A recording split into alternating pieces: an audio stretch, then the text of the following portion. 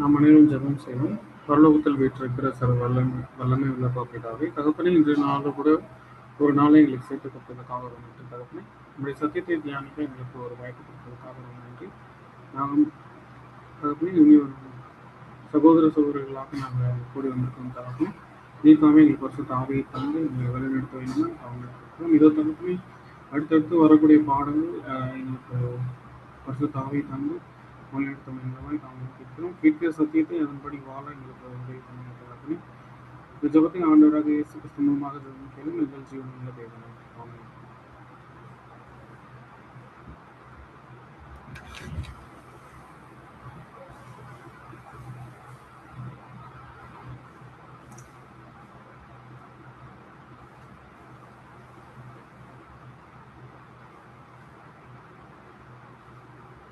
Okay brother. இப்போ நம்ம first பார்க்கக்கூடிய டாபிக் என்னன்னா, இந்த டாபிக் என்னன்னா ஃபர்ஸ்ட் வேர்ல்டு, முதலாம் உலகம். நம்ம already how to study Bible வந்து பிரதர் என்னோட வாய்ஸ் ஆடிபிளாக இருக்குல்ல? கேக்குது பிரதர். ஓகே. இப்போ ஃபர்ஸ்ட் வந்து நம்ம ஒரு ஐ ஓப்பனிங் சப்ஜெக்ட் பார்த்தோம். நிறைய விஷயம் நம்ம கண்களை திறந்திருக்கோம். அடுத்து ஹவு டு ஸ்டடி பைபிள் பார்த்தோம். அதில் சில வணக்கங்கள் பார்த்தோம். அதுவே பார்ட் 1 பார்ட் 2 பார்த்தோம். How to study Bible part 1 part 2 பார்த்தோம். அதில் சில விளக்கங்கள், சில வசனத்துக்கான விளக்கங்கள், எக்ஸாம்பிள் பேரபிள்னா எப்படி படிக்கணும், கான்டெக்ஸ்டுவல்னா எப்படி படிக்கணும், டிஸ்பென்சேஷன்னா அது எப்படி இருக்கும், அந்த வசனங்கள் எப்படி இருக்கும், அதை நம்ம எப்படி புரிஞ்சுக்கணும், தலைப்பின் கீழ் படிக்கிறது எப்படி, அப்புறம் இதெல்லாமே நம்ம பார்த்துட்டு வந்தோம். இப்போது தலைப்பின் கீழே எப்படி பார்க்க போகிறதுன்றதெல்லாம் இப்போ பார்க்க போகிறோம். மேக்ஸிமம் தலைப்பின் கீழே பார்க்குறதுலாம் நிறைய வரும். அது வந்து ஒரு மெத்தடாலஜி, எப்படி பைபிளை வந்து 10 டைப்பில் எப்படி படிக்கலாம் அப்படின்னு வந்து அது வந்து ஒரு methodology, method of reading and understanding the Bible. அதுதான் வந்து அந்த 10 டைப் ஆகும். ஸோ ஆனால் ஆக்சுவலாக அதில் 10 டைப்பில் தலைப்பின் கீழ் படிப்பது, அப்புறம் வந்து கருப்பொருள் அறிந்து படிப்பது, அப்புறம் வந்து காலக்கணக்கு டிஸ்பென்சேஷனல், அதுக்கப்புறம் வந்துட்டு ஓமைகளாக படிப்பது. இந்த 4 தான் ரொம்ப ரொம்ப அந்த 10 டைப்பில் 4 தான் ரொம்ப ரொம்ப முக்கியமானது. இதில் தான் நம்ம நிறைய விஷயம் தெரிஞ்சுக்குவோம். ஸோ இப்போ தலைப்பின் கீழே தான் மேக்ஸிமம் எல்லா சப்ஜெக்ட்ஸும் பார்க்குறோம். அதில் வந்து இப்போது மெயின் பிக்சருக்குள்ளே இப்போ தான் என்ட்ரு ஆகும். புரியுதுங்களா? ஸோ இந்த பாடத்தோட டைட்டில் வந்து முதலாம் உலகம். புரியுதுங்களா? முதலாம் உலகம். அடுத்து இப்போ நம்ம பார்க்க போகிறோம். அடுத்து முதலாவது நம்ம சத்தியத்தை கேட்கும்போது நம்ம அந்த சத்தியம் தான் நம்மளை விடுதலை ஆக்கும். சத்தியத்தையும் அறிவீர்கள், சத்தியம் உங்களை விடுதலை ஆக்கும். அது என்ன பலவீனம் இருந்தாலும் சரி, அது என்ன மாதிரி பாவம் இருந்தாலும் சரி, சத்தியம் தான் நம்மளை விடுதலை ஆக்கும். அது தப்பான புரிந்து கொள்ளுதல் சத்தியத்திலையும் சரி, ஜெனரலும் சரி, தேவன் கிட்டேருந்து பரத்துலேருந்து வர்றது தான் நம்மளை விடுதலை ஆக்கும்ங்கிறது வசனத்தோடு நம்ம எல்லா சப்ஜெக்ட்ஸும் ஆரம்பிக்கிறோம். ஸோ டோட்டலாக வந்து பார்த்தீங்கன்னா 3 உலகம் இருக்குது. புரியுதுங்களா? ஃபஸ்ட்டு முதலாம் உலகம் அப்படின்னு பார்த்தீங்கன்னா ஆதாம் முதல் ஜலப்பிரளயம் வரை, ஆடம் வந்து ஃப்ளட் வரைக்குமே. அடுத்து 2ஆம் உலகம் பார்த்தீங்கன்னா ஃப்ளட்ல இருந்து ஜலப்பிரளயத்திலிருந்து இன்று வரை, இப்போ வரைக்கும். புரியுதுங்களா? கன்ஃபியூஸ் பண்ணிக்க வேண்டாம். அதாவது ஃப்ளட்ல இருந்து இப்போ வரைக்குமே. ஓகேங்களா?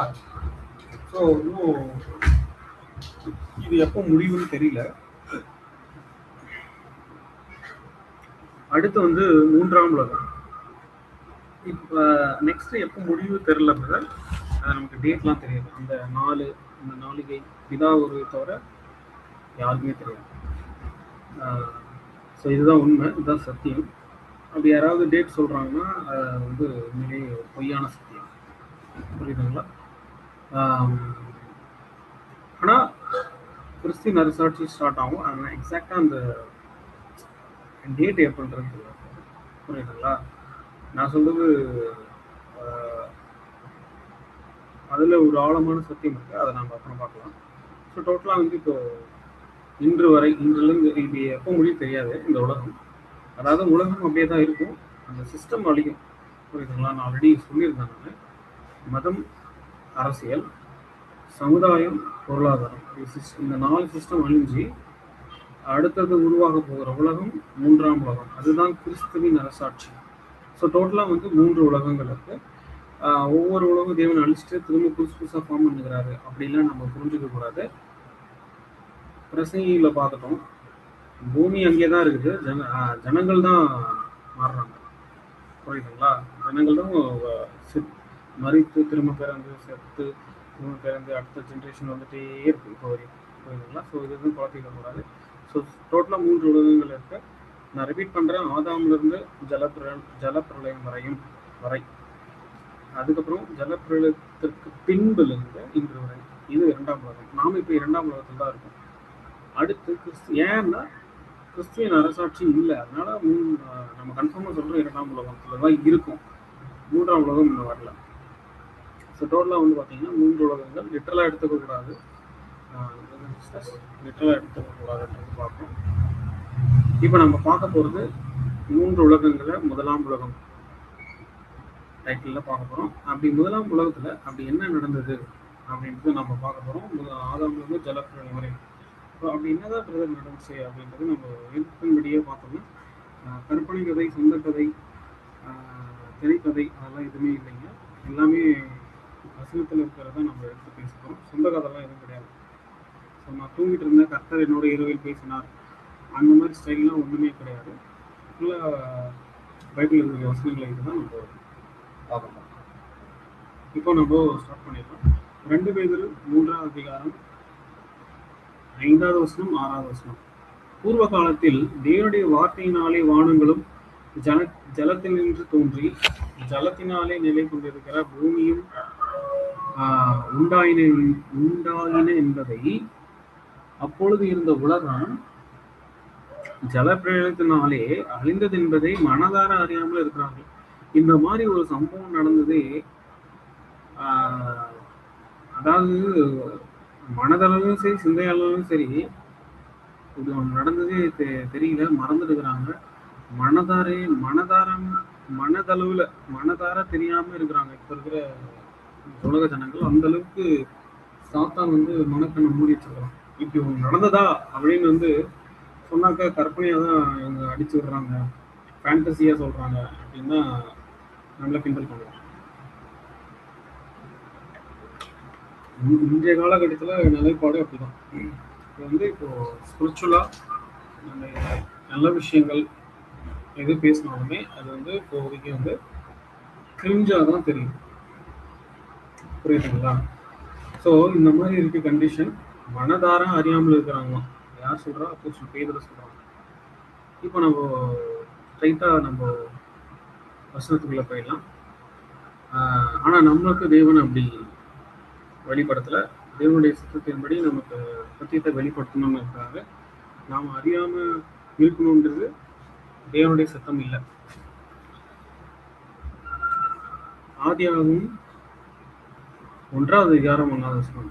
ஆதியிலே தேவன் வானத்தையும் பூமியையும் சிருஷ்டித்தார். தேவன் என்ன பண்ணியிருக்காங்கன்னா, ஹெவன் அண்ட் எர்த் ஃபர்ஸ்ட் தேவன் கிரியேட் பண்ணியிருக்காங்க, சிருஷ்டித்திருக்காங்க. ஸோ இதுலேருந்தே வந்து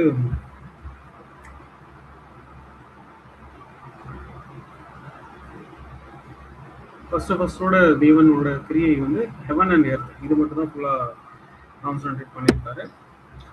இப்போ அந்த பூமி எப்படி இருக்கு அப்படின்றது பார்க்க போகிறோம். ஸோ இங்கிலீஷில் பார்க்குறோம். In the beginning God created the heavens and the earth. புரியுதுங்களா? இந்த ஹெவன்ஸ் வந்து வானங்கள்னு குறிக்கும். புரியுதுங்களா? இல்லை டேரெக்டாக பரலோகத்தும் குறிக்காது, டேரெக்டாக எல்லாமே செலெஸ்டியல் பாடிஸ் எல்லாமே குறிக்கும், வானங்கள் எல்லாமே குறிக்கும். புரியுதுங்களா? ஸோ சங்கீதம் 19 1வது வசனம் 2வது வசனம். வானங்கள் தேவனுடைய மகிமையை வெளிப்படுத்துகிறது, ஆகாய விரிவு அவருடைய கரங்களையும் கிரியை அறிவிக்கிறது. அதாவது ஒண்ணு வந்து வானங்கள் வந்து ஒரு மகிமையை வெளிப்படுத்துகிறதாம். ஆகாய விரிவு வந்து அவருடைய கரங்களின் கிரியை அறிவிக்கிறது. பகலுக்கு பகல் வார்த்தைகளை பொழிகிறது. இரவுக்கு இரவு அறிவை தெரிவிக்கிறது. ஸோ மிகப்பெரிய ஒரு மகாகவி சங்கீதக்காரர் தாவீது. அவர் அவருடைய பரிசுத்த ஆவியினால தேவனுடைய மிகப்பெரிய ஒரு அன்புனால எழுதப்பட்ட ஒரு வசனங்கள் இதெல்லாமே.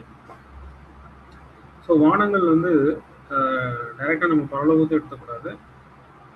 வானத்துல இருக்கக்கூடிய செலெஸ்டியல் பாடிஸ் எல்லாமே தேவன் படைச்சிருக்காங்க. இது கூட பூமியில இருக்கிறது எல்லாமே தேவன் தான் படைச்சிருக்காங்க. ஒரு அழகான ஒரு சுற்றுச்சூழல் இப்போ கூட இருக்குது. இப்போ தீமை அதிகமா இருந்தாலுமே கூட ஸ்டில் வந்து இந்த மாதிரி ஏரியாஸ்லாம் இருக்கு. சீனரியான ஏரியா வந்து லிட்டரலாகவே இருக்கு, மாசுபடாமல் இருக்கு. புரியுதுங்களா? ஆனால் பட் இந்த இடத்துல மனிதர்கள் போயிட்டா அது மாசு ஆகிடும், பொல்யூஷன் ஆகிடும். அது நமக்கு தெரிஞ்சது தான் அது ஏன் அப்படின்றது. புரியுதுங்களா? அடுத்து ஆதியாகமம் 1வது அதிகாரம் 2வது வசனத்தை பார்க்கணும். பூமியானது ஒழுங்கின்மையும் வெறுமையுமா இருந்தது. பூமி ஃபர்ஸ்ட் இருந்திருக்கு, கிரியேட் பண்ணிட்டாரு. ஆனா அது எப்படி இருந்திருக்கும்? ஒழுங்கின்மையும் வெறுமையா இருக்கும். அதாவது வித்தவுட் ஃபார்ம்ல இருக்கிறது, ஒரு ஃபார்ம்ல கிடையாது. ஆழத்தின் மேல் இருள் இருந்தது. ஆழத்தின் மேல் இருள் இருந்தது. தேவ ஆவி ஆனவர் ஜலத்தின் மேல் அசைவாடி கொண்டிருந்தார். இப்ப அது இங்கிலீஷ்ல பாருங்க, இன்னும் நல்லா புரியும். ஒழுங்கின்மை வெறுமையா இருந்தது இருக்குங்கல்ல, அதுக்கு இங்க பாருங்க, இங்கிலீஷ்ல பாருங்க, வித்தவுட் ஃபார்ம் மார்க் பண்ணி காமிக்கிறாங்க. வித்தவுட் ஃபார்ம் அண்ட் வாய்டா இருந்திருக்கு, வித்தவுட் ஃபார்மா இருக்கு. ஒரு ஒழுங்கின்மை, அதாவது ஒரு ஃபார்ம்ல இல்லை, அதாவது ஒரு ஒழுங்குல இல்லை. புரியுதுங்களா? அது எப்படி சொல்லணும்னா, இப்போ எப்படி முதல் நாள் எப்படி சொல்றோம், இரவு முடிஞ்சு பகல் ஃபுல்லா முடிஞ்சு சாயங்காலம் ஸ்டார்ட் ஆயிடுச்சுன்னா அடுத்த நாள் ஸ்டார்ட் ஆயிடுச்சு, தேவன் நல்லது என்று கண்டார். அதே மாதிரி இரவு ஃபுல்லா முடிஞ்சு பகல் ஃபுல்லா முடிஞ்சு சாயங்காலம் ஸ்டார்ட் ஆயிடுச்சுன்னா 2வது நாள் கம்ப்ளீட் ஆயிடுச்சு. அப்படியே அடுத்தடுத்த நாள் தொடங்கிடுச்சு. இது இருக்குல்ல, இந்த ஒழுங்கு இருக்குல்ல, இது பிளஸ் வந்து அந்த கடல்னா இவ்வளவுதான், இவ்வளவு அளவு மிஞ்சி வரக்கூடாது, நிலப்பரப்பத்தை ஃபுல் ஆக்குபை பண்ணிடக்கூடாது. புரியுதுங்களா? அதுக்குள்ளே அந்தந்த கிரியேஷன். இப்போ மணல்னா தேவன் பர்பஸா லேண்ட்ல மரம் செடி கொடி படைச்சிருக்காங்கன்னா, இங்க தண்ணியெல்லாம் நிறைய இருக்கு, அதனால அதை நான் டேமேஜ் பண்றேன் அப்படியும் போயிடக்கூடாது. அதாவது மரம் செடி கொடி இல்லாம வெறும் ஒரு மெட்டீரியலா இருந்திருக்கு, ஒழுங்கின்மையா வித்தவுட் ஃபார்ம்ல இருந்திருக்கு. அதுதான் நம்ம இந்த வசனத்தை புரிஞ்சுக்கிறோம். இங்கிலீஷ்ல பாருங்க, the spirit of God moved upon the face of the waters. Darkness was upon the face of the deep. So இந்த வசனத்தில் நம்ம என்ன பார்க்கணும்னா, இந்த பூமி ஒழுங்கின்மையா வெறுமையா இருந்திருக்கு. அது இங்கிலீஷ்ல பார்க்கணும், வித்தவுட் ஃபார்ம்ல இருந்திருக்கு, வாய்டா இருந்திருக்கு. புரியுதுங்களா? ஆதியாகமம் 1வது அதிகாரம் 6வது வசனம். பின்பு தேவன் ஜலத்தின் மேல் மத்தியில் ஆகாய விரிவு உண்டாக கடவது என்றும் அது ஜலத்தினின்று ஜலத்தை பிரிக்க கடவது என்று சொன்னார். இங்க வந்து நம்ம பார்க்கணும், இந்த ஜலத்தின் மத்தியிலிருந்து ஆகாய விரிவு வந்து உண்டாக்கணும்னு தேவன் பிளான் பண்றாங்க. அது எதுக்குன்னா ஜலத்தினின்று ஜலத்தை பிரிக்கிறதுக்காக. புரியுதுங்களா? அதுதான் இந்த இது. ஆகாய விரிவு உண்டாக்கி இந்த பூமி முழுவதும் வந்து எப்படி இருந்திருக்குன்னா, லிட்டரலாவே உண்மை இது, பூமி முழுவதும் வந்து தண்ணீர் இருந்திருக்கு. ஜலத்தினின்று ஜலத்து ஆகாய விரிவு உண்டாக்குறதுக்கான நோக்கம் வந்து இருக்குன்னா இந்த வாட்டர் கேனப்பி தான். அதுக்காக தான் வந்து, அதாவது ஒரு இடத்துல அதிகமா இருந்திருக்கு தண்ணி, ஜலத்தினின்று ஜலத்தின் ஆகாய விரிவு உண்டாக்குறதுக்காக ஜலத்தின் மத்தியில் ஆகாய விரிவு உண்டாக்கப்படுவது. அது பண்ணும்போது ஜலத்திலிருந்து ஜலத்தை பிரிக்க கடவுது என்று தேவன் சொல்லியிருக்காங்க. அதனால வாட்டர் கேனப்பி ஃபார்ம் ஆயிருக்கு. அதை சுற்றி வந்து வாட்டர் கேனப்பி இருந்திருக்கு. அதாவது பூமி முழுவதும், தமிழ்ல சொல்லணும்னா பூமி முழுவதும் சுற்றிலும் தண்ணீர் இருந்திருக்கு. புரியுதுங்களா? ஸோ அதுதான் டே ஆஃப் கிரியேஷன் ஜெனசிஸ் 1 நம்ம பார்க்கணும். ஃபர்ஸ்ட் வந்து எர்த்து, ஸ்பேஸு, டைமு, லைட்டே அப்போவே கிரியேட் பண்ணிட்டாங்க. புரியுதுங்களா? 4ஆம் தேதி தான் வந்து வெளிச்சத்தை உண்டாக்கியிருக்கிறாரு தேவன், அப்படிலாம் இல்லைங்க, முன்னாடியே உண்டாக்கிட்டாரு. ஆனால் 4th டேல தான் அப்பாயிண்ட் பண்ணுறாரு. சன்னு, மூணு, ஸ்டார்ஸை வந்து அப்பாயிண்ட் பண்ணிட்டாரு. ஆல்ரெடி நம்ம பார்த்தோம்ல, ஃபர்ஸ்ட் டேவே செலெஷியல் பாடிஸ் எல்லாமே படைச்சிட்டாரு. ஸ்டார்ஸு, லைட்டு, ஸ்டார்ஸ்னால் வந்து வெளிச்சம் வரும், முன்னாடி வெளிச்சம் படைச்சிட்டாரு. ஃபஸ்ட்டு வெளிச்சமே இருந்திருக்கு. அதுக்கப்புறம் தான் வந்துட்டு இந்த 4th டே, இந்த 4வது நாளில் வந்து அப்பாயிண்ட் பண்ணுறாரு சன்னு, மூணு, ஸ்டார்ஸ் எல்லாமே. அது எல்லாமே எதுக்குன்னா காலங்களை தீர்மானிக்கிறதுக்காக தேவன் படைச்சிருக்காங்க. ஸோ இந்த ஃப்ளோ சார்ட்டை ஞாபகம் வச்சுக்கோங்க. பின்பு தேவன் நமது சாயலாகவும் நமது ரூபத்தின்படி மனுஷனை உண்டாக்குவோமாக அப்படின்றது தேவனுடைய சித்தமாக இருந்தது. புரியுதுங்களா? ஃபர்ஸ்ட் கிரியேஷன் நம்ம ஞாபகம் வச்சுக்கணும். ஸோ ஃபஸ்ட்டு வந்து இந்த பூமி வந்து வித்தவுட் ஃபார்மில் இருந்திருக்கு. ஆகாய விரிவு உண்டாக்கணும். ஸோ ஜலத்திலிருந்து ஜலத்தை பிரிச்சிருக்கிறாரு, இப்படி ஃபார்ம் ஆயிருக்கு, வாட்டர் கேனப்பியாக இப்படி ஃபார்ம் ஆயிருக்கு. அதுக்கப்புறம் இந்த ஃபர்ஸ்ட் டேல எர்த்து, ஸ்பேஸ், டைம், பூமி வெற்றிடமாக இருந்திருக்கு. அந்த இடத்துல ஃபுல்லாக ஹெவன்ஸ், வானங்கள் எல்லாத்துக்குமே குறிக்கும். சன்னு, மூணு, ஸ்டார்ஸு எல்லாமே அந்த இடத்துல படைச்சிருக்காரு. அடுத்து அட்மாஸ்பியரை உருவாக்கியிருக்காரு. அதுக்கப்புறம் ட்ரை லேண்டு, அப்புறம் பிளான்ஸ் எல்லாமே. அந்த நீங்கள் பார்த்தீங்கன்னா அந்த பூமி முழுவதும் தண்ணீராக இருந்திருக்கு. அதை வந்து பிரிச்சிருக்காரு. லேண்ட் ஒரு பகுதியாக, மரம், செடி, கொடி இதை நடுறதுக்கான லேண்டு வேணும். அதுக்கப்புறம் ஜலத்தை பிரிச்சிருக்காரு. அதுக்கப்புறம் 4th டே வந்து என்ன பண்ணியிருக்காங்கன்னா அந்த டேல வந்து அப்பாயிண்ட் பண்ணியிருக்காங்க. சன்னு, மூணு, ஸ்டார்ஸ்லாம் இது ஆல்ரெடி படிச்சாச்சு. 4th டே அப்பாயிண்ட் பண்ணியிருக்காங்க. அடுத்து ஜலத்தில் இருக்கிற எல்லாமே வந்து எல்லா ஜீவராசியும் படிச்சிருக்காங்க. அடுத்து இப்போ 6th டேல நம்ம என்ட்ரு ஆகும். புரியுதுங்களா? ஸோ இந்த first day, second day, 3rd டே, 4th, 5th வந்து இன்னும் டீப்பாக நம்ம வந்து அடுத்த கிளாஸில் பார்க்கலாம். இப்போ வந்து நம்ம 6th டேக்குள்ளே போயிடும்.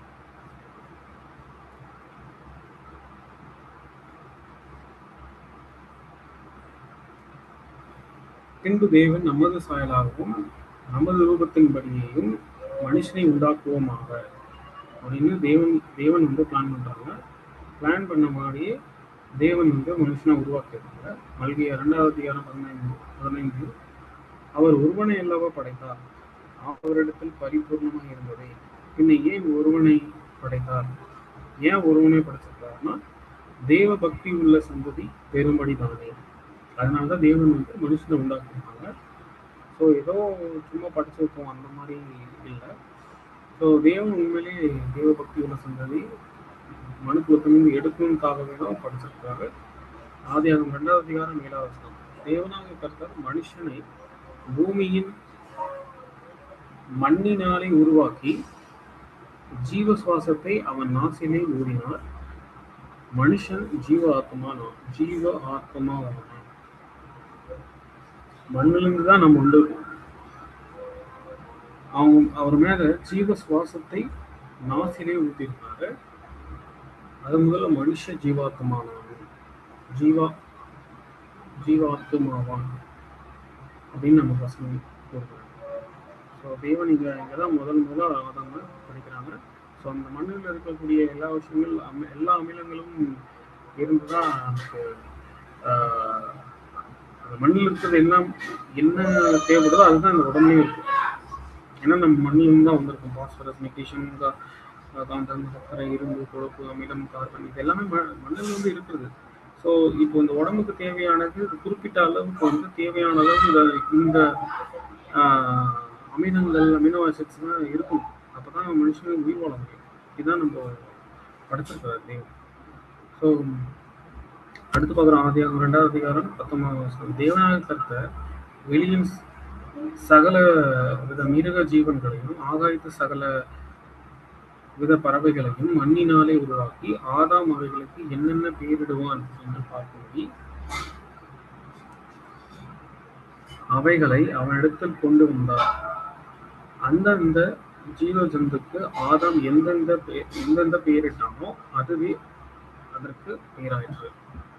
ஸோ தேவன் படைத்த எல்லா டொமஸ்டிக் அனிமல்ஸும் சரி, வைல்டு அனிமல்ஸும் சரி, அப்போ எல்லாமே வந்து பரிசுத்தமாக ஒன்றா இருந்திருக்கு.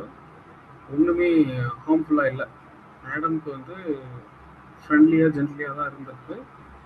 எதுவும் இப்போ பார்த்தா நம்ம சிங்கமோ புலியோ இல்லை வேறு ஏதாவது மிருகங்கள் பார்த்தா நம்மளை கடிக்க வரும், நமக்கு அது ஆபத்தாக மாறிடும். பட் அங்கே அப்படி கிடையாது. அங்கே ஃபஸ்ட்டு எல்லாமே பர்ஃபெக்டாக இருந்திருக்கு. அதனால் இவர் தான் டைரெக்டாக பேர் வச்சுது. இப்போ இருக்கிற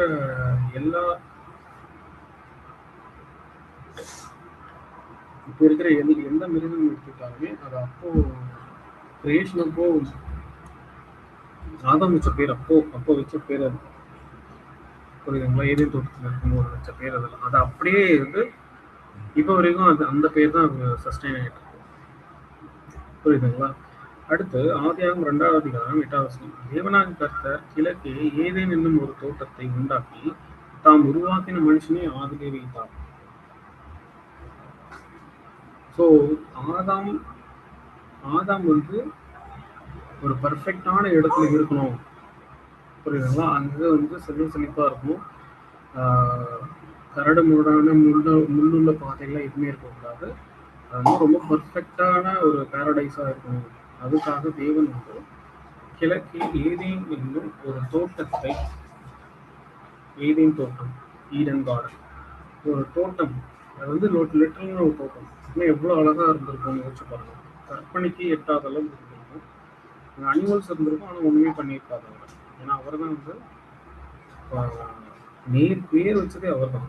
அதுவும் இல்லாமல் அவர் வந்து ஓப்பனாக சொன்னால் இப்படி ஆதாம படைச்சிருக்காருன்னா பூமியில் இருக்கிறது எல்லாமே ஆண்டு கொள்ளணும். அவர் வந்து பூமிக்குரிய ராஜா, கிங் அவர் ஆக்சுவலி. ஸோ அதில் ஏதேன் தோட்டத்தை உருவாக்கி அங்கே தேவன் வந்து அவங்கள வந்து வச்சிருந்தாங்க. அடுத்து அந்த ஏதேன் தோட்டம் வந்து எப்பேற்பட்ட ஒரு செல்வ செழிப்பான ஒரு ஏதேன் தோட்டம்னா, அந்த தோட்டத்துக்கு வந்து நிறைய தண்ணீர்கள் வந்து பாய்ஞ்சிருக்கு. தண்ணீர் பாயும்படி ஆதியாகமம் 2வது அதிகாரம் 10 முதல் 14. தோட்டத்துக்கு தண்ணீர் பாயும்படி ஏதேனிலிருந்து ஒரு நதி ஓடி அங்கே இருந்து பிரிந்து 4 பெரிய ஆறுகளாயிற்று. நதி ஓடி இங்கிருந்து உருவாகி நதி ஓடி அங்கிருந்து பிரிந்து 4 பெரிய ஆறுகளாயிற்று. முதலாம் ஆற்றுக்கு பெயர் பைசோன் என்ற பெயர். அதிலே அது ஆவிலா தேசம் முழுவதையும் சுற்றி ஓடும். அவ்விடத்திலே பொன் விளையும். அந்த தேசத்தின் பொன் நல்லது. அவ்விடத்திலே பிதலாகும் கோமேதக கல்லும் உண்டு. 2ஆம் ஆற்றுக்கு கீகோன் என்ற பெயர். அது எத்தியோப்பியா தேசம் முழுவதையும் சுற்றி ஓடும். 3ஆம் ஆற்றுக்கு இதேக்கேல் என்ற பெயர். அது அசரியாவுக்கு கிழக்கே ஓடும். 4ஆம் ஆற்றுக்கு ஐபராத் என்ற பெயர். அது இப்போ கூட இருக்கு இந்த பெயர் எல்லாமே. இங்க அதோட ரிவரோட பேர் தான் அது. அங்கிருந்து உருவாகி டிஃப்ரெண்ட் இடத்துக்கு போயிருக்கு. அவ்வளோ செல்வ செழிப்பான ஒரு ஏதேன் தோட்டமாக இருந்திருக்கு. லிட்டரலாக இருக்குது. நீங்கள் இப்போ கூட நீங்கள் கூகுளில் கூட சர்ச் பண்ணி பார்த்துக்கலாம். இப்போ கூட லிட்டரலாக அந்த ரிவர்லாம் இருக்குது. அது வந்து இப்போ இருக்கிற அறிவுஜீவி மேதாவிகள் எல்லாமே உலகத்தில் இருக்கிறது காப்பி அடிச்சுட்டு பைபிள் எழுதிட்டாங்க, அந்த மாதிரிலாம் சொல்லுவாங்க. அது வந்து அவங்களுக்கு அந்த அளவுக்கு அறிவு இல்லாதவர்கள் தான் அப்படி பேசுவாங்கன்றதை நம்ம பார்க்கணும். ஆதியாகமம் 2வது அதிகாரம் 10வது வசனம்.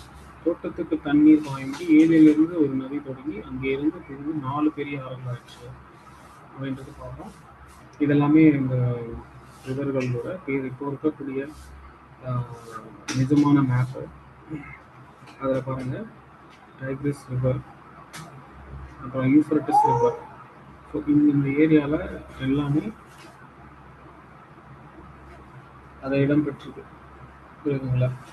ஸோ பொய்யெல்லாம் கிடையாதுன்னா உண்மை. நான் காமிச்சிட்டேன் பாருங்க. இந்த இடத்துல எல்லாமே ரிவர், ஏதேன் தோட்டம். இங்கே தான் ஏதேன் தோட்டம் வந்துருக்கு. இதுலேருந்து தான் உருவாகிட்டு ஸோ இதுதான் அந்த ஈராக்கு டர்க்கி பிட்வீன் கேப்பில் தான் ஏதேன் தோட்டம் வந்துட்டு. இங்கே தான் தேவன் வந்து லிட்டரலாக வந்துட்டு தேவன் படைச்ச ரிவர் இருக்கு. பக்கத்துலேயே பாருங்கள், டெமஸ்கஸ் சிரியாவில் இருக்கு பாருங்க. ஸோ ஆதியாகமம் 2வது அதிகாரம் 16வது வசனம் 17வது வசனம். தேவனாகிய கர்த்தர் மனுஷனை நோக்கி, நீ தோட்டத்தில் உள்ள சகல விருட்சத்தின் கனியையும் புசிக்கலாம், ஆனாலும் நன்மை தீமை அறியத்தக்க விருட்சத்தின் கனியை புசிக்க வேண்டாம், அதை நீ புசிக்கும் நாளிலே சாகவே சாவா என்று கட்டளையிட்டார். ஸோ இதற்கான விளக்கங்கள் நம்ம ஆல்ரெடி பார்க்குறோம். பட் ஆனாலும் நம்ம திரும்ப பார்க்கணும், அப்போதான் கோர்வையாக நம்ம புரியும்.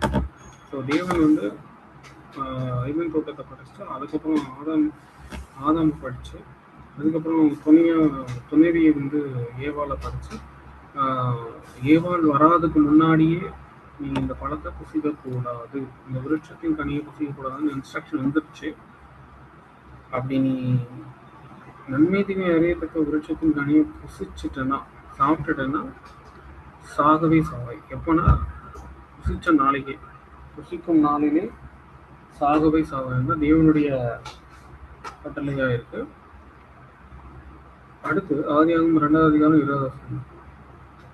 அப்படியே ஆதாம் சகலவித நாட்டு மிருகங்களுக்கும் ஆகாயத்து பறவைகளுக்கும் சகலவித காட்டு மிருகங்களுக்கும் பேரிட்டான். ஆதாமுக்கோ ஏற்ற துணை இன்னும் காணப்படவில்லை. ஸோ இப்போ வந்து பேர் தேவைப்படுது, அது தேவன் தான் யோசிக்கிறாங்க. ஆதாமுக்கு ஒரு பேர் இருந்தா, ஹெல்ப் மீட் இருந்தா, இங்கிலீஷ்ல வந்து சூட்டபிள் ஹெல்ப் மீட்னு இருக்கும். ஒரு ஏற்ற துணை அப்படின்னு ஆதாம்லாம் கேட்கல, அது தேவனே தான் ஃபீல் பண்றாங்க. புரியுதுங்களா? ஸோ அடுத்து ஏவாள் வராங்க. ஆதியாகமம் 2வது அதிகாரம் 21, 22. அப்பொழுது தேவனாகிய கர்த்தர் ஆதாமுக்கு அயர்ந்த நித்திரை வர பண்ணி அவன் நித்திரை அடைந்தான்.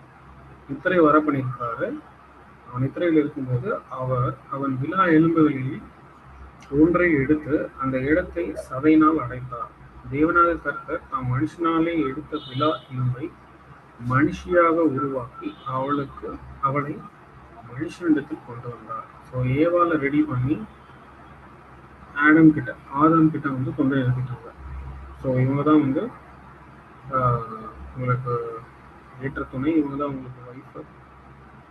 ஸோ பூமியிலேயே ஃபஸ்ட்டு மேரேஜ் திருமணம் டைரக்டாக யார் தான் பண்ணி வச்சிருக்காங்கன்னா தேவன் தான் பண்ணி வச்சிருக்காங்க. ஃபஸ்ட்டு மேரேஜ் எதுன்னு கேட்டிங்கன்னா அது இருக்கும். ஸோ இப்படி சந்தோஷமாக அவங்க வாழ்ந்துட்டு இருந்த தருணங்கள் இப்படியாக இருந்திருக்கலாம். அடுத்து வந்து இப்போ இவங்க சந்தோஷமாக இருக்கிறது சில பேருக்கு பிடிக்கல. புரியுதுங்களா? சில பேர்னா நிறைய பேர் இல்லை, ஒருத்தருக்கு பிடிக்கலன்னு வச்சுக்கோங்களேன், அது யாருன்னு உங்களுக்கு தெரியும். ஸோ சந்தோஷமாக இருந்தாலே வந்து எனக்கு பிடிக்காது. ஆதியாகமம் 3வது அதிகாரம் 4வது வசனம் 5வது வசனம். அப்பொழுது சர்ப்பம் ஸ்திரீயை நோக்கி, நீங்கள் சாகவே சாவதில்லை அப்படின்னு யார் வந்து சாத்தான் வந்து சர்ப்பம் வழியில வந்து அவரோட தந்திரத்தை இங்க காமிச்சுன்னு இருக்கிறார். புரியுதுங்களா? இது பொய்ன்றது அவங்களுக்கு தெரியல, இது ஒரு தந்திரமான ஒரு மாய வலை ட்ராப்ன்றது அவங்களுக்கு தெரியல. அந்த டைம்ல அறியாம தான் இருந்திருக்காங்க. ஸோ யார்கிட்ட போனால் நம்மளோட காரியம் ஆகுமோ கரெக்டாக தெரிஞ்சதும் நேரம் பார்த்து அடிச்சிருக்கோம். புரியுதுங்களா? நீங்கள் இதை புசிக்கும் நாளிலே உங்கள் கண்கள் திறக்கப்படும் என்றும் நீங்கள் நன்மை தீமை அறிந்து தேவர்களைப் போல இருப்பீர்கள் என்றும் தேவன் அறிவார் என்றும் அப்படின்னு ஒரு பச்சையான ஒரு பொய்யை முதல் ஒரு பொய்யை வந்து பூமிக்கு கொண்டு வந்திருக்கார். ஒரு மிகப்பெரிய ஒரு பொய்யை வந்து எடுத்துட்டு வந்து ஆதாம் கிட்ட போன வேலைக்கு ஆகான்னு சொல்லிட்டு ஏவாள் கிட்ட வந்து தன்னுடைய வேலையை காமிச்சிருக்காரு. அதுல ஏவாள் வந்து மயங்கிட்டாங்க. ஸோ இதுல இருந்து தெரியுது, பூமியில ஃபர்ஸ்ட் ஒரு பொய்யை கொண்டு வந்ததுனால இவருக்கு வந்து ஃபாதர் ஆஃப் லை அப்படின்ற ஒரு பேர் கிடைக்குது. பொய்களின் தகப்பன். பூமியில பொய்யோட ஆரிஜினே அவர் தான், ஃபவுண்டரே அவர் தான். நீங்கள் உங்கள் பிதாவாக பிசாசானால் உண்டானவர்கள், உங்கள் பிதாவினுடைய இச்சைகளின்படி செய்ய மனதாய் இருக்கிறீர்கள்.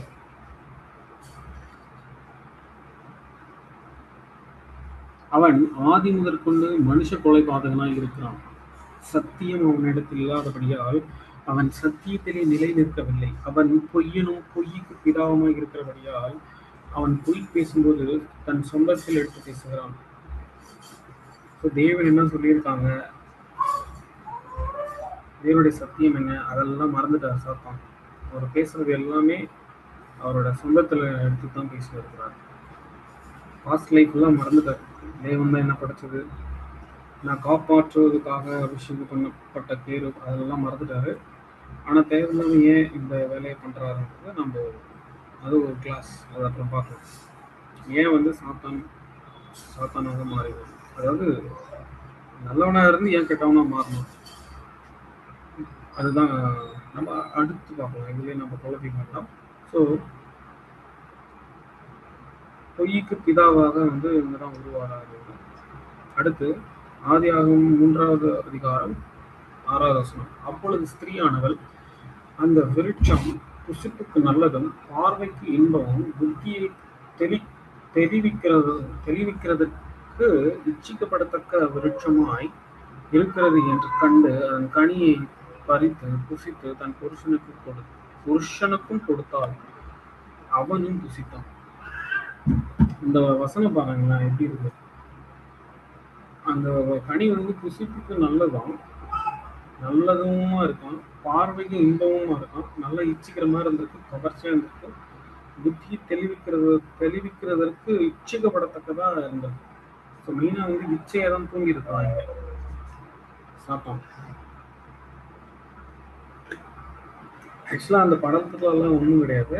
இது எனக்கு ஃபீல் பண்ணிடுறாங்களா இல்லைன்றதான் ஒரு டெஸ்ட். ஒரே ஒரு கொள்கை என்னன்னா, ஒரே ஒரு சிம்பிளான கொள்கை தான். ஆக்சுவலி அந்த பழத்தை புசிக்காம இருக்கணும், அவ்வளவுதான். இது ஒரு கொள்கை தான். ஒரே கொள்கையில தோத்துட்டாங்க. அது வந்து கவர்ச்சியா இருந்திருக்கு. இவங்களும் விழுந்துட்டாங்க. ஆடமும் வேற வழி இல்லாம ஒய்ஃப் சொல்றாங்களேன்னு எடுத்து சாப்பிட்டாரு. அதனால வந்த விளைவுகள் பயங்கரம். ஸோ தேவ பக்தி உள்ள சந்ததி வந்து பெரும்படி பெற்றுக்கொள்ளும்படிக்கு ஆதாம படைச்சாக்க இப்போ சாப்பிட்ட கண்டிஷனை பார்த்தா அப்படி வராத மாதிரி ஆயிடுது. ஸோ இந்த பிளானே வந்து இந்த வசனம் ஆக்சுவலி இது ஒரு திட்டம். இந்த திட்டமே வந்து அடி வாங்குற மாதிரி ஆயிடுச்சு. ஸோ இப்போ என்ன பண்றாங்கன்னா, தேவன் வெளியே அனுப்பிடுறாரு. ஏதேன் தோட்டத்துக்கு ஃபுல்லா ஆக்சஸ் பண்ணாத மாதிரி வெளியே அனுப்பிடுறாங்க. போகும்போதுமே வந்து தேவன் வந்து அவங்க தோல் உடைய கொடுத்து தான் அனுப்புறாங்க. அப்படியே நிர்வாணியெல்லாம் சாப்பிடும்போது தேவன் வந்து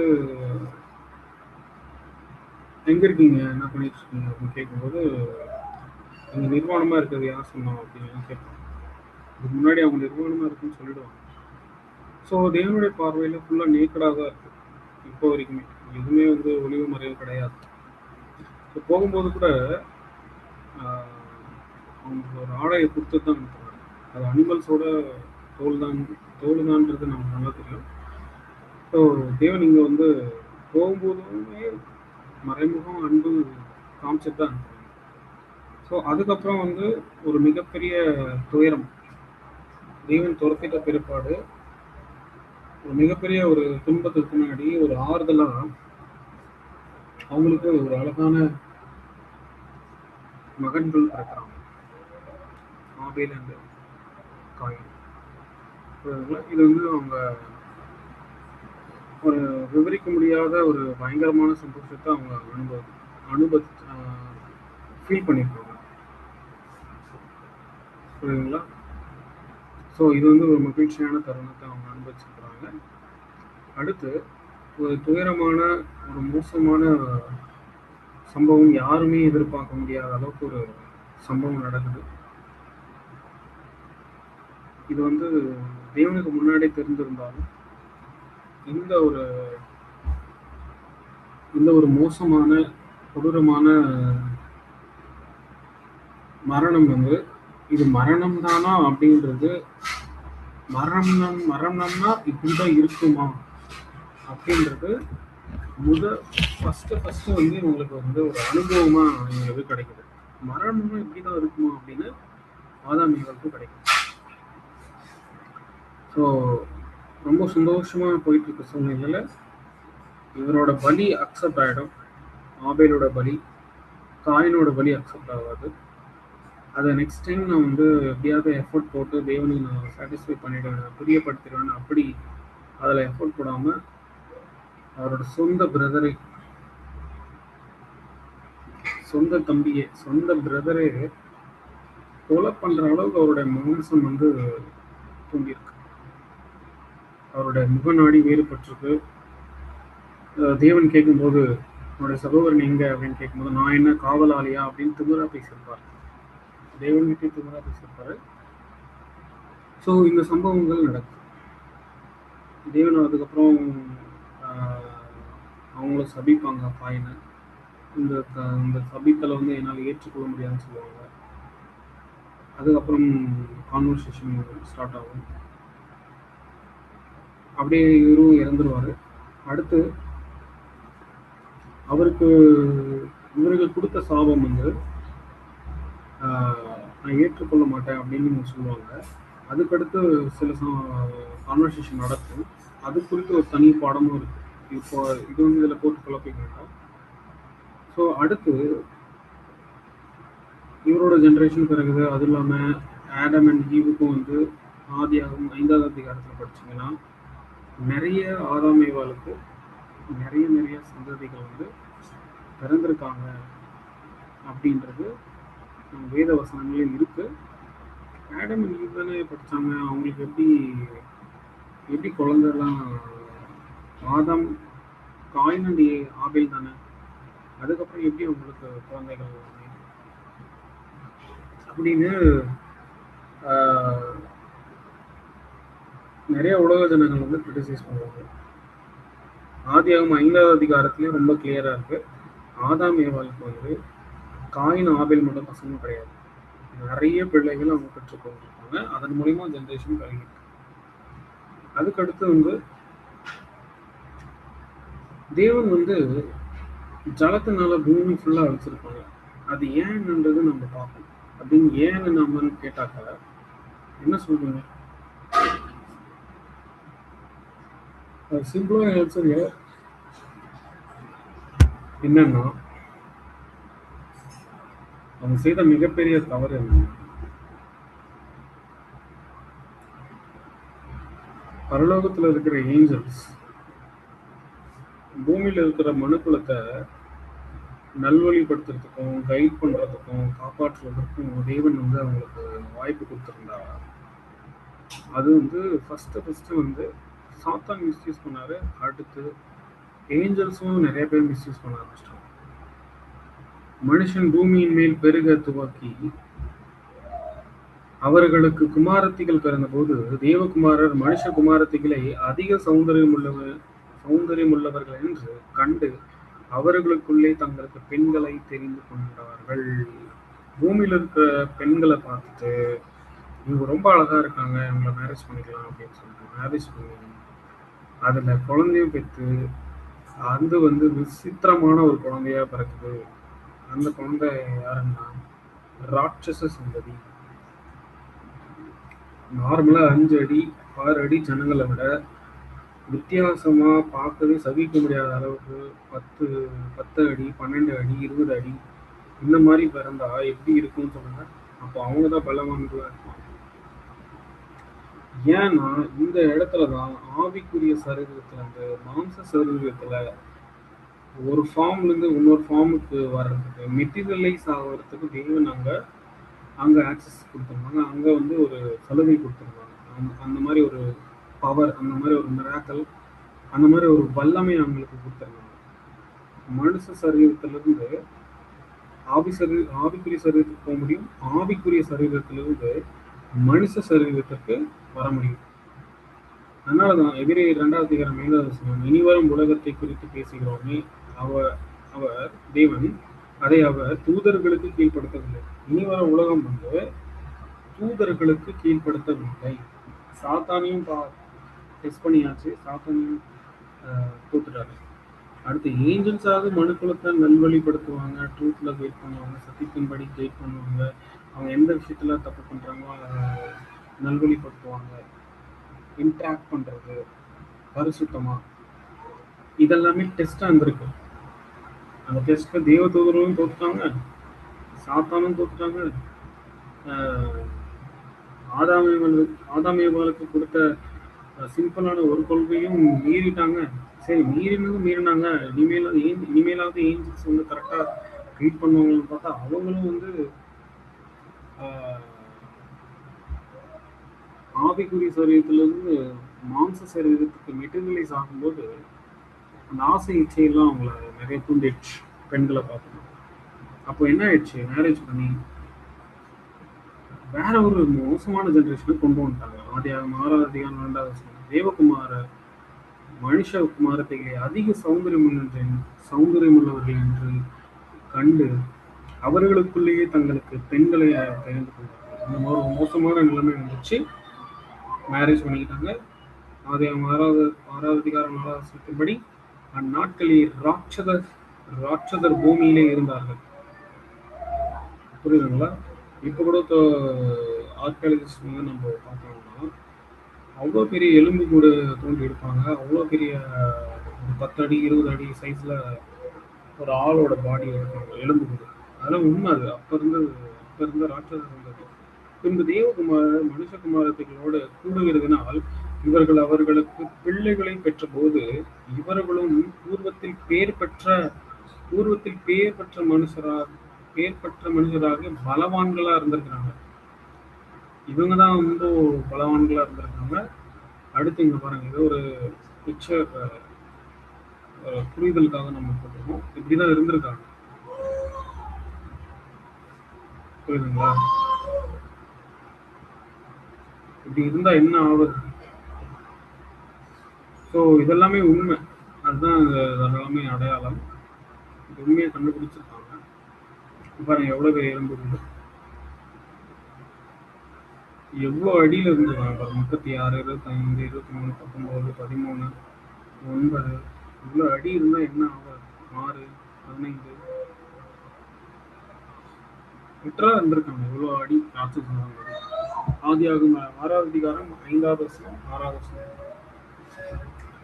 மனுஷனுடைய அக்கிரமம் பூமியிலே பெருகினது என்றும் அவன் இருதயத்து நினைவுகளின் தோற்றமெல்லாம் நித்தமும் பொல்லாதது என்றும் கர்த்தர் கண்டு தாம் பூமியிலே மனுஷனை உண்டாக்குவதற்காக கர்த்தர் மனஸ்தாபப்பட்டார். அது அவர் இருதயத்துக்கு விசனமா இருந்தது. கடைசியில விசனப்படுற அளவுக்கு தேவனை கொண்டு போய் விட்டாங்க உலக ஜனங்கள், அப்ப இருந்த ஜனங்கள். எப்படி இருந்திருக்கு அவங்களோட சிந்தனைகள், தாட்ஸ், எண்ணங்கள்லாம் எப்படி இருந்திருக்குன்னா எப்பவுமே பொல்லாததா இருந்திருக்கு. அதை பார்த்த தேவன், நான் மனுஷனை வந்து கிரியேட் பண்ணதுக்கு நான் ஃபீல் பண்றேன். தேவன் ரொம்ப கஷ்டப்பட்டிருக்காரு, மனஸ்தாபப்பட்டிருக்காரு மனதளவுல. ஆதியாகமம் 6வது அதிகாரம் 3வது வசனத்தின்படி, அப்பொழுது கர்த்தர், என் ஆவி இன்றென்றைக்கும் மனுஷனோடு போராடுவதில்லை, அவன் மாம்சந்தானே, அவன் இருக்க போகிற நாட்கள் 120 வருஷம் என்றார். அங்க வந்து தேவன் வந்து நிர்ணயம் பண்றாங்க, அவன் மனுஷன் தானே, அவன் 100-120 வருஷத்துக்குள்ள வாழ்ந்து இறந்துருவாங்க. தேவன் அங்க ஃபிக்ஸ் பண்றாங்க. புரியுதுங்களா? ஆதியாகமம் 6வது அதிகாரம் 7வது வசனம், அப்பொழுது கர்த்தர், நான் சிருஷ்டித்த மனுஷனை பூமியின் மேல் வைக்காமல் மனுஷன் முதற்கொண்டு மிருகங்கள், ஊரும் பிராணிகள், ஆகாயத்து பறவைகள் பரியந்தம் உண்டாயிருக்கிறவைகளை நிக்கிரகம் பண்ணுவேன். நான் அவர்களை உண்டாக்கினது எனக்கு மனஸ்தாபமா இருக்கிறது என்றார். ஸோ இந்த 120 வருஷம்தான் 120 வருஷம் தான் வந்து அவங்களுக்கு டெட்லைன். அதுக்குள்ள அவங்க இறந்துருவாங்க. ஆதியாகமம் 6வது அதிகாரம் 8வது வசனம் 9வது வசனம். நோவாவுக்கோ கர்த்தருடைய கண்களில் கிருபை கிடைத்தது. நோவா வம்ச வரலாறு. நோவா தன் காலத்தில் இருந்தவர்களுக்குள்ளே நீதிமானும் உத்தமனாக இருந்தான். நோவா தேவனோடு சஞ்சரித்துக் கொண்டிருந்தான். புரியுதுங்களா? இந்த ஜீனியாலஜி வந்து அப்படியே போகும். ஆடம்க்கு அடுத்து ஆபேல் இறந்துருவாரு. அதுக்கப்புறம் சேத்து பிறப்பாங்க. சேத்துக்கு அப்புறம் அப்படியே Enoch, Methuselah, last time Methuselah வரையும் வருவாங்க. அதை நான் ஜீனியாலஜி அப்புறமா காமிக்கிறேன். கடைசியாக நோவா வந்திருப்பாரு. நோவா கிட்ட சொல்லி தேவன் வந்து நோவா கிட்ட சொல்லி இந்த மாதிரி ஷிப்பை வந்து நீங்கள் பில்ட் பண்ணணும், நான் அந்த ஜலத்தினால அழிக்க போகிறேன்றது சொல்லுவாங்க. அது வந்து ஒரு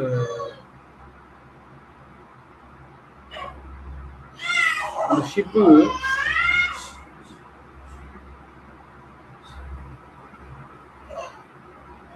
உருவாக்க சொல்லியிருக்காங்க தேவன். ஆதியாகமம் 7வது அதிகாரம் 13வது வசனம் 14வது வசனம். அன்றைய தினமே நோவாவும் நோவாவின் குமாரராகிய சேமும் காமும் யாப்பேத்தும் அவர்களுடனே நோவாவின் மனைவியும் அவன் குமாரரின் 3 மனைவிகளும் பேழைக்குள்ளே பிரவேசித்தார்கள்.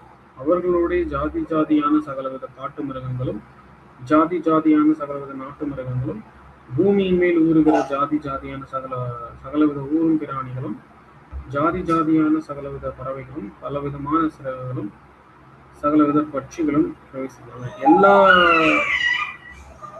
எல்லா விதமான அனிமல்ஸ், டொமஸ்டிக் அனிமல்ஸாக இருந்தாலும் சரி, வைல்டு அனிமல்ஸாக இருந்தாலும் சரி, எல்லாத்துலேயும் ஒரு பேர். மாடுன்னா அதில் பேர், ஆடுன்னா அதில் ஒரு பேர், கோழின்னா அதில் ஒரு பேர், புரியுதுங்களா? ஸோ சிங்கம்னா அதில் ஒரு பேர். எல்லா வெரைட்டிலையுமே பேராக வந்து தேவன் கொண்டு போக சொல்லியிருக்காங்க அந்த பேழைக்குள்ள, அந்த ஷிப்புக்குள்ள. ஸோ இப்படிதான் ஆதியாகமம் 7வது 15வது வசனத்தின்படி இப்படியே ஜீவ சுவாசம் உள்ள மாம்ச ஜந்துக்கள் எல்லாம் ஜோடி ஜோடியாக நோவாவிடத்தில் பேழைக்குள் பிரவேசித்தனர். தேவன் அவனுக்கு கட்டளையிட்டபடியே ஆணும் பெண்ணுமாக சகலவித மாம்ச ஜந்துக்களும் உள்ளே பிரவேசித்தனர். அப்பொழுது கர்த்தர் அவனை உள்ளே விட்டு கதவை அடைத்தார். ஸோ தேவன் தான் உள்ள அனுப்பி தேவன் தான் பின்னாடி கதவை சாத்திருக்கிறார். ஸோ நோவோட ஆர்க் இப்படி தான் இருந்திருக்கு. ஸோ இது வந்து நல்லா அடுக்கடுக்காக இதாக இருந்திருக்கு.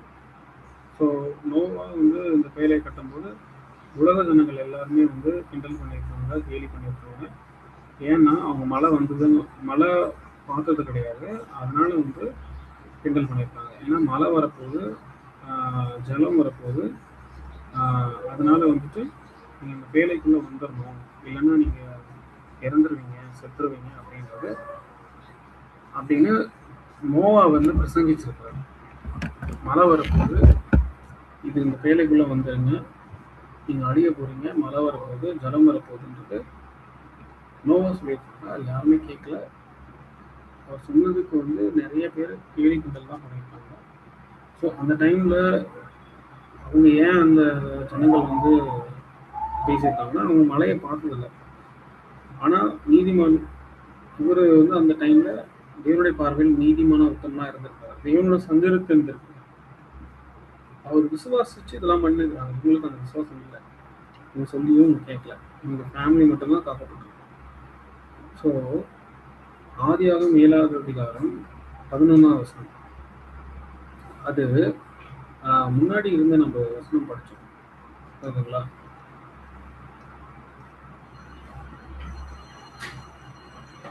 அவன் இருக்க போகிற நாட்கள் 170 வருஷம். அந்த 170 வருஷத்துக்குள்ள இது வந்து இந்த ஷிப்பு அடங்கி, இந்த ஷிப்பு கட்டி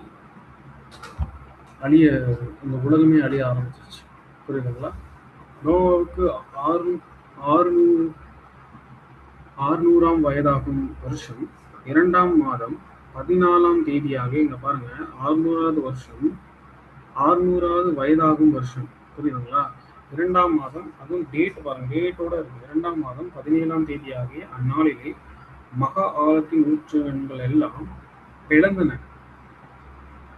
இப்போ பூமியில இருக்கிறது, வானத்துல இருக்கிறது, இந்த வாட்டர் கேனப்பி இருக்குங்கல்ல, அந்த வாட்டர் கேனப்பி பிளஸ் வானத்துல இருக்க மதகுகள் தான் அந்த வாட்டர் கேனப்பி. அப்புறம் மகா ஆழத்துல இருக்கக்கூடிய ஊற்றுகள் எல்லாமே ஓப்பன் ஆயிடுச்சு. தேவன் பிளக்க வச்சிட்டாரு. அதுல இருந்து எல்லாம் தண்ணி வர ஆரம்பிச்சிச்சு.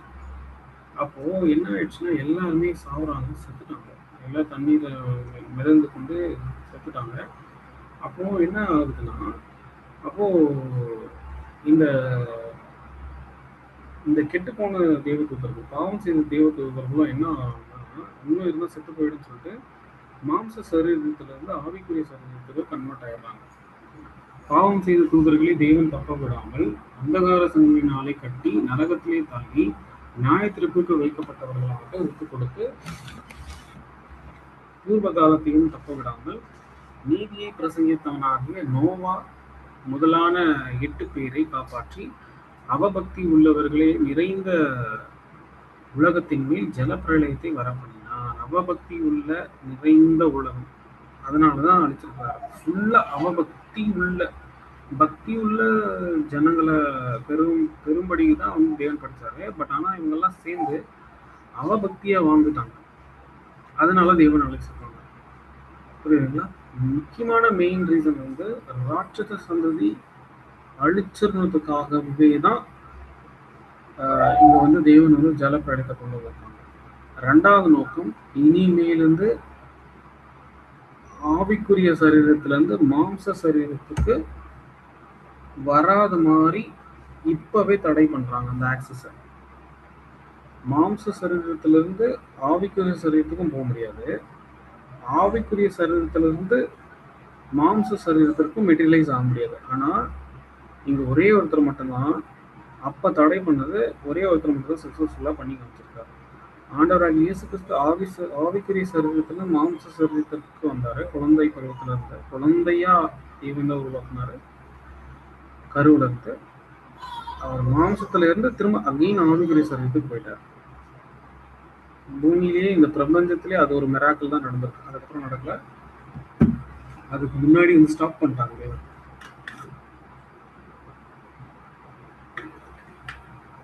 ஏன்னா அதை மிஸ்யூஸ் பண்ணதுனால. இப்போ அந்த பாவம் செய்த தூதர்களை தேவன் என்ன பண்ணிருக்காங்கன்னா ஃபுல்லா கம்ப்ளீட்டா அரெஸ்ட் பண்ணிட்டாங்க. எந்த வித ஆக்சஸும் பண்ண முடியாது, மாம்ச சரீரத்துல வரவே முடியாது. அவங்கள நியாய தீர்ப்புக்காக அரெஸ்ட் பண்ணி வச்சிருக்காங்க. யூதா 1வது அதிகாரம் 6வது வசனம், தங்களுடைய ஆதிமீன்மையை காத்துக்கொள்ளாமல் தங்களுக்குரிய வாசஸ்தலத்தை விட்டுவிட்டு தூதர்களையும் மகா நாளின் நியாய தீர்ப்புக்கென்று நித்திய சங்கலினாலே கட்டி அந்தகாரத்தை அடைத்து வச்சிருக்காங்க. பாத்தீங்களா? நியாய தீர்ப்புக்காக தேவன் வந்து கட்டி வச்சிருக்காங்க. மாம்ச சரீரத்துல ஆக்சஸ் பண்ண முடியாத மாதிரி ஆவிக்குரிய சரீரத்திலே பரலோகத்துக்கும் போக முடியாத மாதிரி அட்மாஸ்பியர்ல கட்டி வச்சிருக்காங்க. மெட்டீரியலைஸ் ஆகவே முடியாது. வானத்துலதான் இருக்கிறாங்க, ஆனா அவங்களால பரலோகத்துக்கும் போக முடியாது, கீழே வாங்க முடியாது. ஏன்னா பேர் கெடுத்துட்டாங்க, ஆதி மீன்மையை கெடுத்துக்கொண்டாங்க.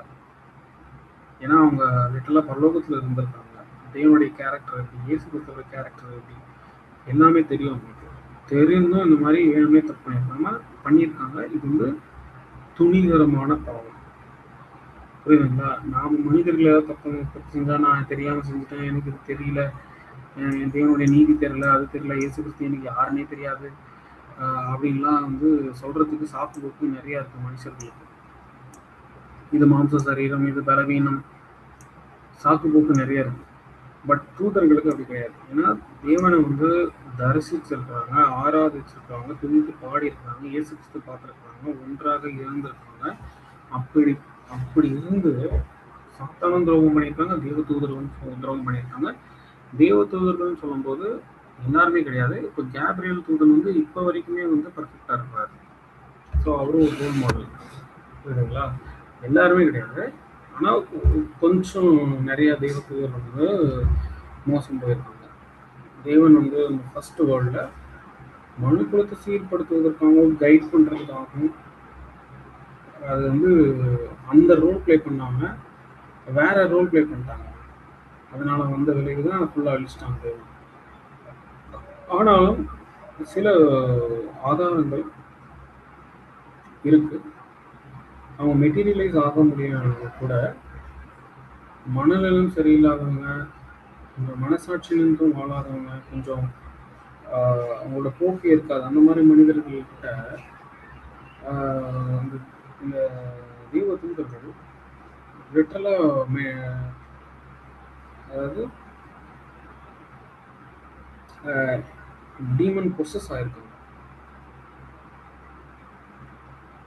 புரியுதுங்களா? லிட்டரலா வந்து டெவில் வந்து உள்ள வந்திருக்கு. ஸோ அந்த அவங்க வந்து எந்த அளவுக்கு பலவீனமா இருந்திருந்தா சாத்தான் அவங்களை பயன்படுத்தி லிட்டரலா வந்து பிசாசு வந்து கொடுத்துருக்கு இயேசு கிறிஸ்து இந்த டைம்ல. அப்போ அந்த அந்த பிசாசு சொல்லுது, இந்த பாருங்க வசனத்துல மத்திய 8வது அதிகாரம் 28வது வசனத்தின்படி,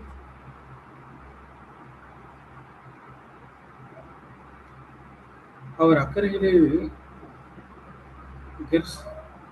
கெர்கேஸ் சேனார் நாட்டிலே வந்தபோது பிசாசு பிடித்திருந்த 2 பேர் பிரேத தலையிலிருந்து புறப்பட்டு அவருக்கு எதிராக வந்தார்கள். அவர்கள் மிகவும் கொடியரா கொடியராய் இருந்தபடியால் அந்த வழியாக ஒருவனும் நடக்கக்கூடாததா இருந்தது. பாத்தீங்களா? இங்க லிட்டரலா பிசாசு பிடிச்சிருக்கு சில பேர். அவங்க மெட்டீரியலைஸ் தான் ஆக முடியாட்டி கூட யார் இங்க வந்து இது வந்து வெரி சிம்பிள் தான். மைண்டு யாருக்கு வந்து நல்லா இருக்கோ அவங்களால டெவில் வர முடியாது. யார் பலவீனமா இருக்காங்களோ அவங்கக்கிட்ட டெவில் ஈஸியாக ஆக்சஸ் பண்ண முடியும். அந்த மாதிரி ஆயிட்டு இருக்கு. அப்போ அந்த டைம் வந்து இயேசுக்கு அந்த டைம்ல இருந்திருக்கு. அவருக்கு ஆண்டவராக இயேசு கிறிஸ்துக்கு எதிராக வந்திருக்கு அந்த பிசாசு. அப்போ ஆண்டவராக இயேசு கிறிஸ்துவோட ரிப்ளை, அவங்களோட ரிப்ளை நீங்க பாருங்க. மெயின் அந்த பேயோட ரிப்ளை, பிசாசோட ரிப்ளை, அவர்கள் அவரை நோக்கி, இயேசுவே தேவனுடைய குமாரனே, எங்களுக்கு உமக்கு என்ன காலம் வருமுன்னே எங்களை வேதனைப்படுத்த இங்கே வந்தீரோ என்று கூப்பிட்டார்கள். பேய்களுக்கு நல்லா தெரியும், பிசாசுகள் நல்லா தெரியும். ஏன்னா அது வந்து கெட்டுப்போன தெய்வ தூதர்கள். அவங்களுக்கு ஆண்டவராக இயேசு கிறிஸ்துன்னா யாருன்னு தெரியும், பிதாவ தேவன் யாருன்னு தெரியும், சாத்தான்னா யாருன்னு தெரியும். எவ்வளோ வருஷம் ஆண்டவராக இயேசு கிறிஸ்து எப்போ வந்தாரு, பாஸ்ட் லைஃப்லாம் எவ்வளோ நடந்திருக்கு, அது எல்லாமே தெரியும் அவங்களுக்கு. காட்ட ஆரம்பிச்சிட்டாங்க. மார்க் 5வது அதிகாரம் 7 முதல் 9. இயேசு உன்னதமான தேவனுடைய குமாரனை எனக்கும் உமக்கும் என்ன, மார்க்ல இது பதிவு பண்றாங்க, மத்தேயும் அது பதிவு பண்ணியிருக்காங்க, இதுலயும் பதிவு பண்ணியிருக்காங்க. 2 சுவிசேஷகரும் பதிவு பண்றாங்க. என்னை வேதனைப்படுத்தாதபடிக்கு தேவன் பெயரில் உமக்கு ஆணை என்று மிகுந்த சத்தமிட்டு சொன்னான். என்னை வேதனைப்படுத்தாதபடிக்கு தேவன் பேரில் உமக்கு ஆணை என்று மிகுந்த சத்தமிட்டு சொன்னான். ஏனெனில் அவர் அவனை நோக்கி, அசுத்த ஆவியே இந்த மனுஷனை விட்டு புறப்பட்டு போ என்று சொல்லியிருந்தார். இந்த மனுஷனை விட்டு போன்னு சொல்லியிருக்காங்க. அப்பொழுது அவர் அவனை நோக்கி, உன் பேர் என்னவென்று கேட்டார். யாரு? ஆண்டவர் இயேசு கேட்டார். அதற்கு அவன், நாங்கள் அநேகராக இருந்தபடியால் ஒரு மனுஷனுக்குள்ளே எத்தனை பேய் இருந்திருக்கு, எத்தனை பிசாசு இருந்திருக்கு பாருங்க. என் பேர் லேகியோன் என்று சொன்னான். நிறைய பேர் இருந்திருக்காங்க. அவ்வளோ பிசாசு பிடிச்சிருந்தா அவனோட மனநிலை எப்படி இருக்கும், அவனோட ஆக்டிவிட்டி எப்படி இருக்கும், அவனோட லைஃப் எப்படி இருக்கும்னு யோசிச்சுப்பாங்க.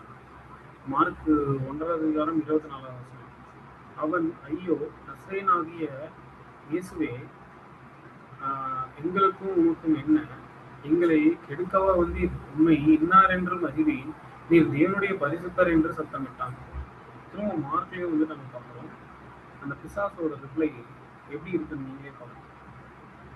கரெக்டா விட்னஸ் பண்றாங்க, நீங்க தேவனுடைய பரிசுத்தர், நீங்க யாருன்னு எங்களுக்கு தெரியும், எங்கிருந்து வந்திருக்கீங்க எங்களுக்கு தெரியும், உங்க பேக்ரவுண்ட்லாம் எங்களுக்கு நல்லா தெரியும் அப்படின்னு சொல்றாங்க.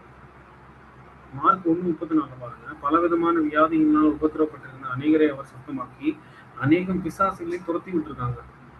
நோய்களை குணமாக்குறது, சத்தியத்தை சொல்றது, அது மாத்திரம் இல்லாம பிசாசுகளையும் அவர் துரத்தி விட்டுருக்கிறார். அந்த பிசாசுகள் தம்மை அறிந்திருந்தபடியால் அவைகள் பேசுகிறதுக்கு அவரை இடம் கொடுக்கவில்லை.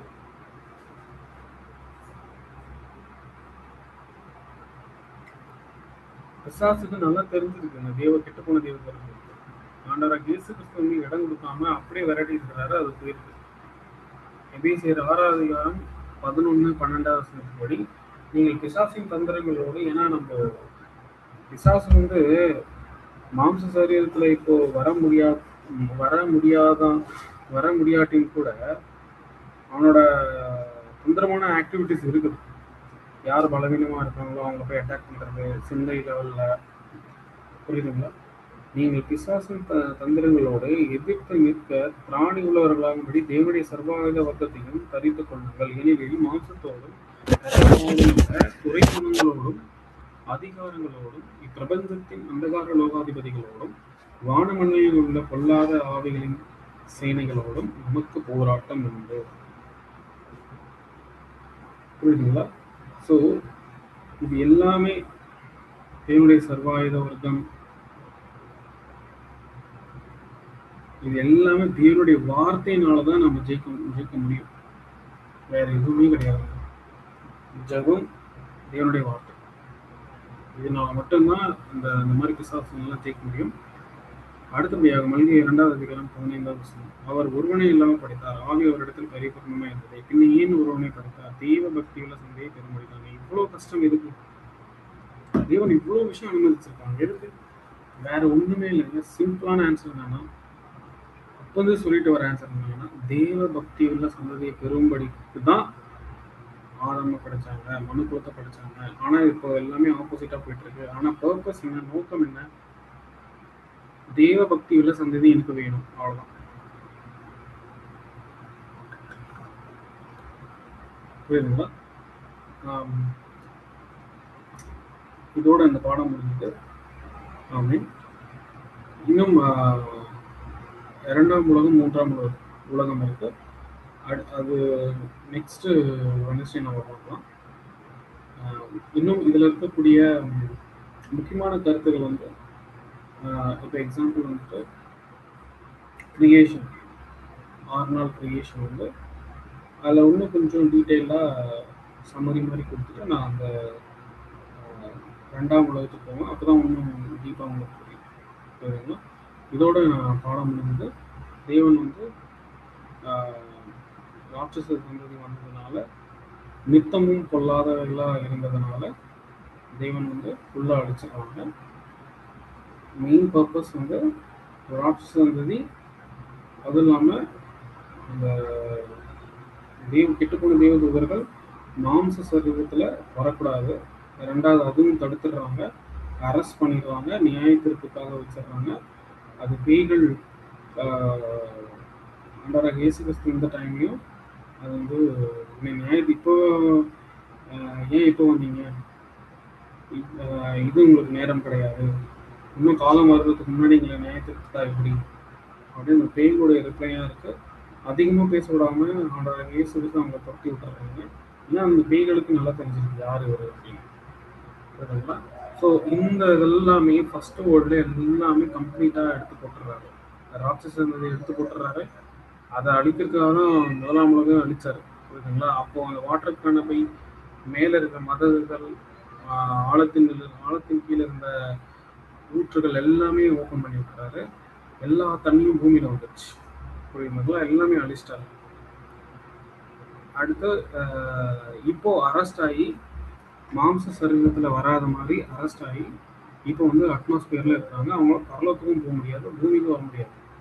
அப்படி வந்தாலுமே ஆண்டவராக இயேசு கிறிஸ்து இருந்த டைம்ல மெட்டீரியலைஸ் ஆகியாலாம் வரல. ஞாபகம் வச்சுக்கோங்க. மாம்ச சரீரத்துல எந்த பேய்களும் பிசாசுகளும், அதாவது பேய்களும் பிசாசுகளும் சொல்றது கெட்டு போன தெய்வ தூதர்கள். அவங்க வந்து ஃபர்ஸ்ட் வேர்ல்ட்ல ஆடம்லேருந்து ஜலப்பிரயணத்துக்குள்ளதான் அவங்க மாம்ச சரீரத்துக்கு, ஆவிக்குரிய சரீரத்துல இருந்து மாம்ச சரீரத்துக்கு வர்றதுக்கு தேவன் பர்மிட் பண்ணாங்க. அதே மாதிரி மாம்ச சரீரத்துல ஆவிக்குரிய சரீரத்துக்கு போறதுக்கும் பர்மிட் பண்ணாங்க. அவ்வளவுதான். அதை வந்து 1ஆம் உலகத்துல அழிச்சிடுறாரு. அந்த ஆக்சஸ் ஃபுல்லா கட் பண்றாரு, அந்த பிளஸ்ஸிங் ஃபுல்லா கட் பண்றாரு, அந்த சலுகையை ஃபுல்லா கட் பண்றாங்க. ராட்சசத்தையும் அழிக்கிறாங்க, அவங்க கெட்டுப்போன தெய்வத்தவர்களையும் அரெஸ்ட் பண்றாங்க. அதுக்கப்புறம் நோவா மூலியமா ஒரு ஜென்ரேஷன் ஸ்டார்ட் ஆகுது. அந்த நோவாவோட ஜென்ரேஷன் தான் நம்ம உலகத்துல இருக்கிற எல்லாத்தையும். அப்புறம் பர்பஸ் என்னன்னா, எதுக்காக படைச்சாங்கன்னா, தெய்வ பக்தி உள்ள சந்ததி. இதுக்காக தான் படைச்சாங்க. அது வந்து சப்போஸ் ஆயிடுச்சா இல்லையா, தேவன் அதுக்கான ப்ராசஸ் என்னென்னலாம் பண்ணிட்டு இருக்காருன்றது நம்ம அடுத்தடுத்த பாடங்கள் நமக்கு தெரியும். ஆமென். தேவன் தாமே ஆசீர்வதிப்பாராக. ஆமென். நம்ம ஜெபத்தோட முடிச்சிடலாம். டேனியல் பிரதர் ப்ரேயர் பண்ணிடுங்க. ஓகே, டேனியல் பிரதர் இல்லை, நானே ப்ரேயர் பண்ணிடுறேன். பரலோகத்தில் வீற்றிருக்கிற சர்வெல்லாமே பிதாவே, தகப்பனே இன்ற நாளில் கூட ஒரு நாள் சேர்த்துக்காக ரொம்ப நன்றி தகப்பனே. தகப்பனே இந்த உங்களுடைய நாமத்தினால எங்கள் கூடி வந்திருக்கோம் தகப்பனே. சத்தியத்தை தியானிக்கிறதுக்கு, சத்தியத்தை கேட்டது மாத்திரம் இல்லாமல் அதன்படி நடக்க எங்களுக்கு உதவி பண்ணுங்க தகப்பனே. இன்னும் அடுத்தடுத்த கிளாஸஸ் வந்து சீக்கிரமாக முடிக்க எங்களுக்கு உதவி பண்ணுங்க தகப்பனே. இந்த ஜபத்தை ஆண்டவராக இயேசு கிறிஸ்து மூலமாக ஜபம் கேளும் எங்கள் ஜீவனுள்ள தேவனே. ஆமென்.